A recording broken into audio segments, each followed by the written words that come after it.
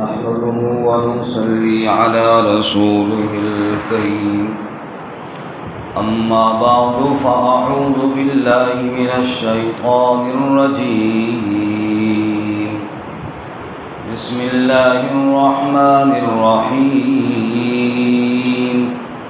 الزاني لا ينكح إلا زانية أو مشركة والزانية لا ينكحها إلا زان أو مشرك وحرم ذلك على المؤمنين والذين يرمون المحصنات ثم لم يأتوا بأربعة شهداء فاجلدوهم 80 جلدة ولا تقبلوا لهم شهادة أبدا وأولئك هم الفاسقون إلا الذين تابوا من بعد ذلك وأصلحوا فإن الله غفور رحيم.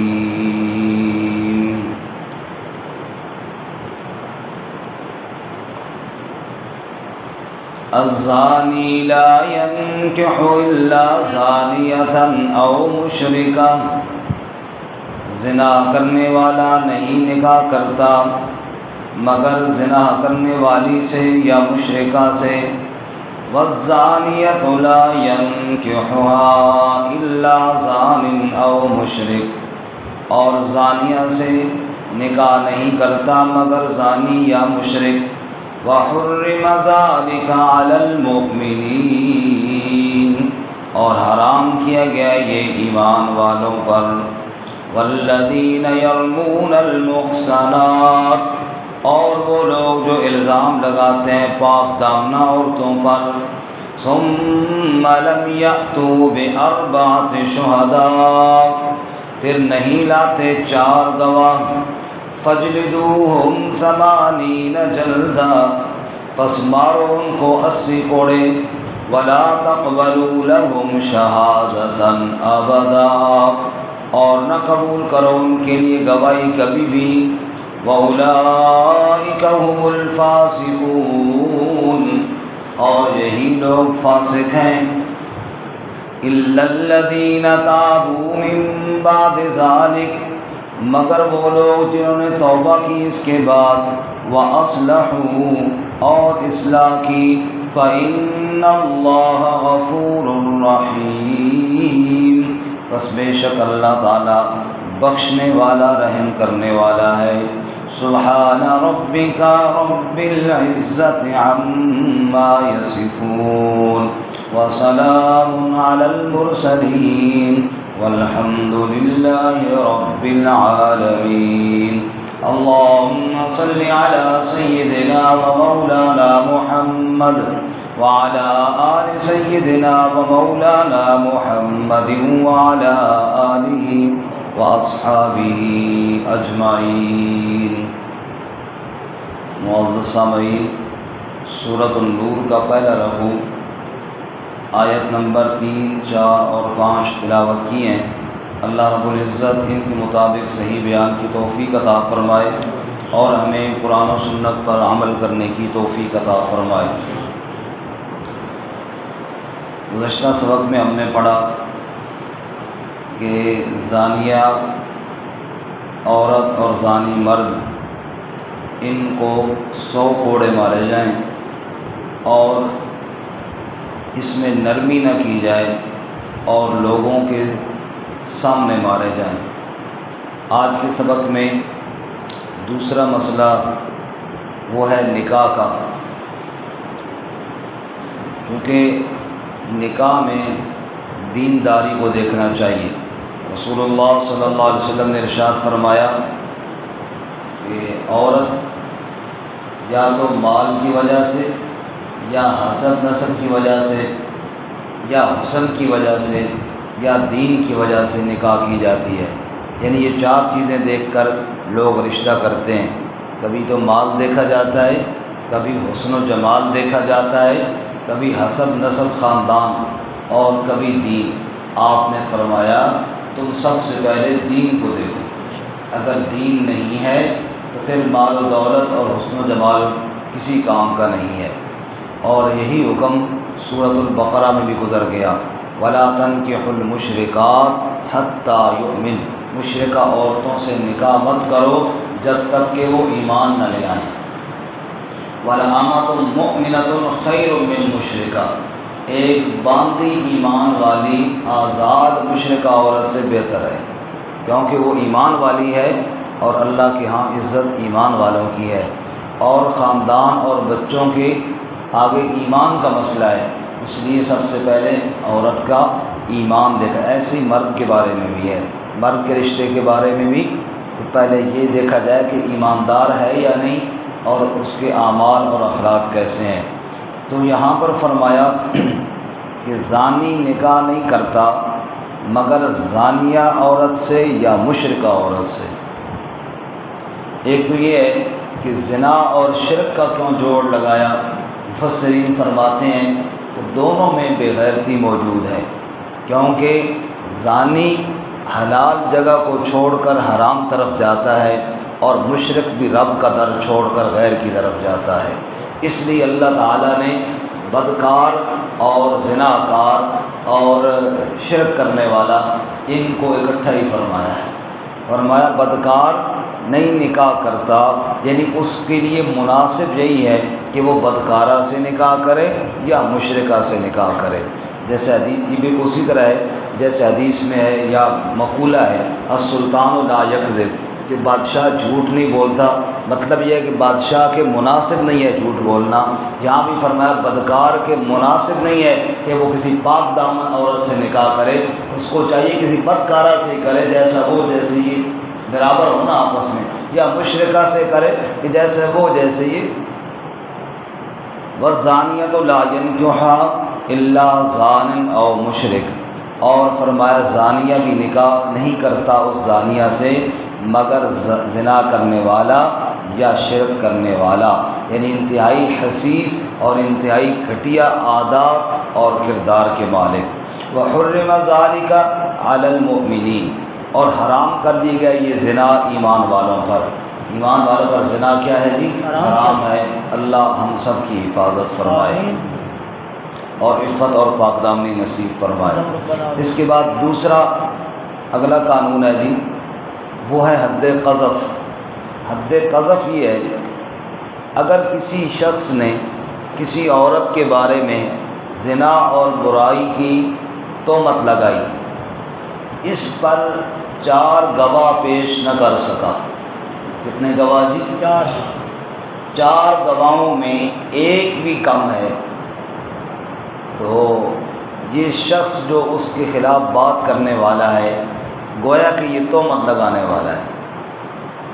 اس لیے اگر کسی کے خلاف بات کی جائے تو سب سے پہلے 4 گواہ پیش کیے جائیں، پھر تو بندہ کرے بات، اور اگر 4 گواہ نہیں ہیں تو پھر خاموش ہو جائے۔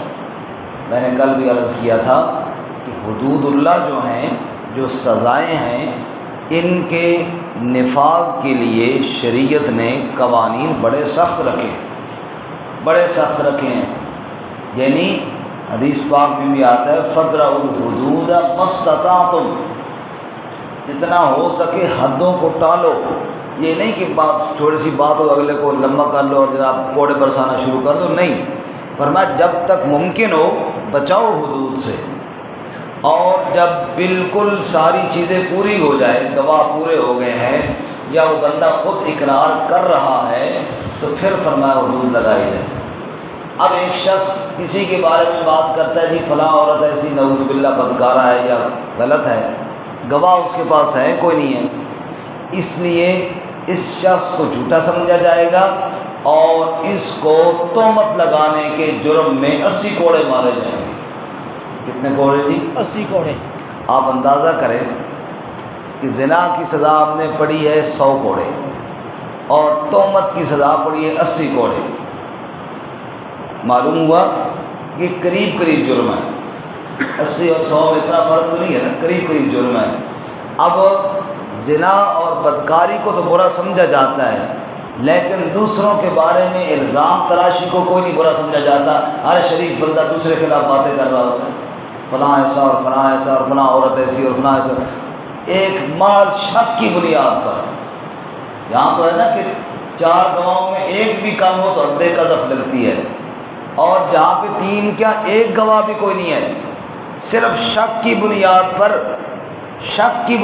پر اگلوں کے خلاف باتیں کی جاتی ہیں اور تہمتیں لگائی جاتی ہیں اور الزام لگایا جاتا ہے۔ فلاں شخص ادھر جاتا ہے، کہ کیوں جاتا ہے؟ کوئی گل تو ہے نا۔ یہ ہے تہمت، یہ ہے الزام، اور یہ الزام لگانے والا کوئی نیک آدمی نہیں، یہ اسی طرح ہے جس طرح زنا کرنے والا ہے، اس کے لیے 100 کوڑے، اس کے لیے 80 کوڑے، اس کے قریب پہنچ گیا نا یہ بھی۔ لیکن مزے کی بات یہ ہے کہ جو زنا کرنے والا ہے وہ تو اپنے آپ کو مجرم سمجھ رہا ہے، اور یہ جو باتیں کر رہا ہے یہ اپنے آپ کو مجرم بھی نہیں سمجھ رہا، یہ اپنے آپ کو تو نیک سمجھ رہا ہے، میں تو شاید بڑا نیک ہوں، اور فلاں شخص جناب ادھر گیا اور شاید یہ ہو گیا۔ ایک خاص خیال کی بنیاد پر اس پر الزام لگایا جا رہا ہے، حالانکہ اللہ کے ہاں، شریعت کے ہاں، جیسے بدکاری کرنے والا مجرم ہے، ایسی شک کی بنیاد پر کسی پر تہمت اور الزام لگانے والا بھی کیا ہے؟ مجرم ہے۔ اس لیے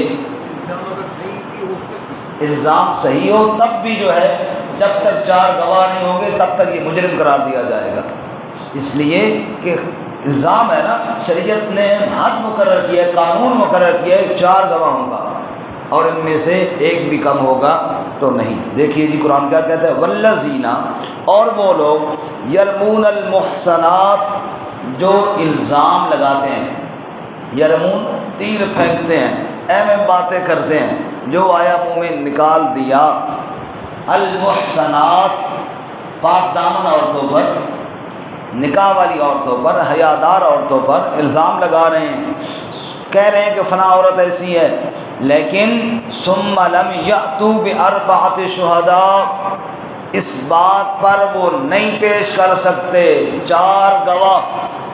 بأربعۃ شہداء کا کیا معنی؟ 4 گواہ۔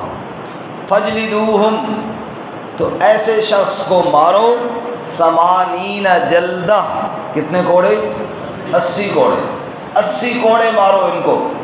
اور اگلی بات، ولا تقبلوا لهم شہادۃ ابدا، آئندہ کبھی اس کی گواہی بھی قبول مت کرو۔ یہ مردود الشہادت ہو گیا ہے، اس آدمی نے جس نے کسی پر الزام لگایا ہے، آئندہ کسی معاملے میں اس کی گواہی قبول نہیں ہونی چاہیے۔ مثال کے طور پہ عید کا چاند نظر آگے، یہ شخص آ کر کہتا ہے جی میں نے چاند دیکھ لیا، تو جا ہٹ جا، تیری گواہی ہم قبول نہیں کرتے، کل تو نے ایک تہمت اور الزام لگایا، اس کی گواہی قبول۔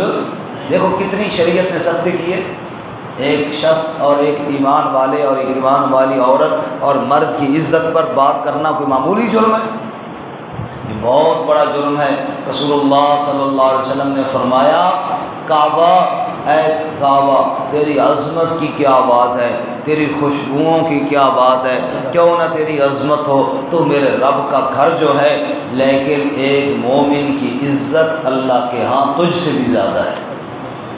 کسی کی بے عزتی کرنا اور کسی پر الزام تراشیاں کرنا یہ بدکاری سے کم جرم نہیں ہے۔ اس لیے فرمایا وَلَا تَقْبَلُوا لَهُمْ شَهَادَةً أَبَدًا، کبھی ان کی گواہی قبول مت کرو، وَأُولَٰئِكَ هُمُ الْفَاسِقُونَ، اور ان لوگوں کا نام اللہ کی بارگاہ میں فاسق لکھ دیا گیا ہے۔ جس نے کسی پر تہمت لگائی اس کا نام فاسق لکھ دیا، مومن کاٹ کر فاسق لکھ دیا گیا ہے۔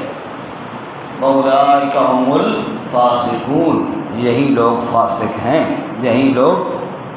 قرآن نے فرمایا سورۃ الممتحنہ میں کہ بدگمانی سے اپنے آپ کو بچاؤ، یا ایھا الذین آمنوا اجتنبوا کثیرا من الظن ان بعض الظن اثم ولا تجسسوا، اے ایمان والو بدگمانیاں نہ کرو، یہ بہت بڑا گناہ ہے۔ ولا تجسسوا، جاسوسی میں مت پڑو، فلانا بندہ کیا کرتا ہے، فلانا بندہ کیا کرتا ہے، ادھر کیوں جا، تو کون ہوتا ہے جاسوسیاں کرنے والا؟ بھائی تو کسی کے عیب کے پیچھے مت پڑ، اگلے انسان میں اچھائیاں ڈھونڈ، برائیاں مت ڈھونڈ، جاسوسی نہ کر، کسی پر بدگمانی نہ کر۔ اور فرمایا کہ بغیر تحقیق کے، بغیر 4 گواہوں کے کسی پر الزام مت لگا۔ اس نے فرمایا وَأُولَٰئِكَ هُمُ الْفَاسِقُونَ، یہ لوگ فاسق ہیں۔ اب ذرا آپ توجہ فرمائیں گے، اس میں آیت میں یہ تہمت لگانے والوں کے لیے 2 باتیں کہی گئی ہیں۔ کتنی باتیں جی؟ 2۔ پہلی بات یہ کہ ان کی گواہی آئندہ قبول نہ کی جائے، دوسری بات کہ یہ فاسق ہیں۔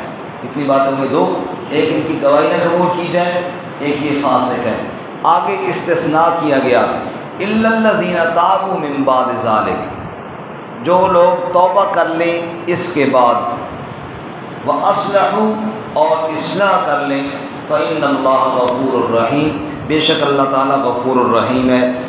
یہ توبہ کر لیں اور اصلاح کر لیں تو اللہ غفور الرحیم ہے۔ یہ جو بات والی آیت ہے یہ پچھلی 2 باتوں میں کس کے ساتھ لگتی ہے؟ امام بخاری رحمۃ اللہ علیہ فرماتے ہیں کہ وَلَا تَقْبَلُوا لَهُمُ الشَّهَادَةَ الْأَبَدَ کے ساتھ لگتی ہے کہ اللہ نے فرمایا ان کی گواہی قبول نہ کی جائے، ہاں اگر توبہ کر لیں اور اصلاح کر لیں تو پھر گواہی قبول کی جا سکتی ہے۔ امام بخاری رحمۃ اللہ علیہ کا اس آیت کی تفسیر میں یہ مسلک ہے، لیکن امام ابو حنیفہ رحمۃ اللہ علیہ کا مسلک یہ ہے کہ دوسرے حصے کے ساتھ لگتی ہے، وَأُولَٰئِكَ هُمُ الْفَاسِقُونَ کے ساتھ، یعنی اگر وہ توبہ کر لیں تو فاسق نہیں رہیں گے، ظاہر توبہ سے گناہ بخشا جائے گا۔ رہی بات گواہی والی تو وہ تو ہمیں نہیں پتہ نا، کام قبول نہیں کریں گے۔ إِلَّا الَّذِينَ تَابُوا لَگے أُولَٰئِكَ هُمُ الْفَاسِقُونَ کے ساتھ، یعنی اگر انہوں نے توبہ کر لی ہے تو اللہ کیا گناہ بخشا جائے گا، آئندہ اصلاح کر لی ہے، فاسق جو نام اللہ کے ہاں لکھا گیا تھا وہ کاٹ کر پھر مومن لکھا جائے گا، وہ فاسق سے ہٹ کر مومن بن جائیں گے، ایمان والے کہلائیں گے، لیکن وہ جو گواہی والی بات ہے وہ ان کی قبول نہیں کی جائے گی، کیونکہ انہوں نے پہلے ایک پر تہمت لگائی ہے، کیا معلوم پھر ایسی کوئی بغیر تحقیق کی بات کر دی ہو۔ اندازہ کیجئے بغیر تحقیق کے کسی کے بارے میں بات کرنا کتنا بڑا جرم ہے۔ اس لیے آج کے سبق کا خلاصہ یہ ہے، پہلی بات کہ نکاح میں چونکہ اپنی عزت بنانا ہوتا ہے، شوہر بیوی کی عزت ہے اور بیوی شوہر کی عزت ہے۔ ہن لباس لکم وانتم لباس لہن، فرمایا عورتیں تمہارا لباس ہیں اور تم ان کا لباس ہو۔ تو لباس بندہ وہ پہنتا ہے جو انسان کی عزت اور وقار کے مطابق ہو، اس لیے فرمایا کہ خبردار ایسا نہ ہو کہ تم نکاح میں ایسی عورت کو لے آؤ جو نعوذ باللہ مشرکہ ہو یا بدکارہ ہو، اور ایسی ہی عورت کو چاہیے کہ وہ بدکار اور مشرک مرد سے نکاح نہ کرے۔ اور نمبر 2 کہ جو لوگ بغیر تحقیق کے، بغیر 4 گواہوں کے، تحقیق سے مراد 4 گواہ ہیں، بغیر 4 گواہوں کے کسی پر الزام لگاتے ہیں ان کو حد قذف کے طور پر 80 کوڑے مارے جائیں اور ان کی گواہی قبول نہ کی جائے اور یہ فاسق ہیں، توبہ کر لیں گے تو اللہ ان کا گناہ معاف کر دے گا۔ اللہ